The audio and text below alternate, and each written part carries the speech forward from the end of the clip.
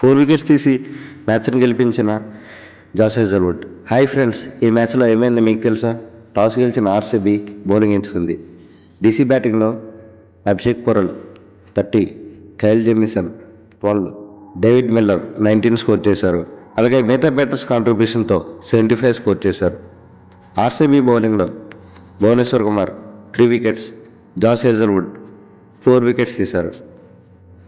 RCB బ్యాటింగ్లో Kohli 23, Jacob Bethell 20, Devdutt Padikkal 34 score చేశారు. అలాగే మిగతా బ్యాటర్స్ కాంట్రిబ్యూషన్తో 77 స్కోర్ చేశారు. డీసీ బౌలింగ్లో కైల్ జెమిసన్ 1 వికెట్ తీశారు.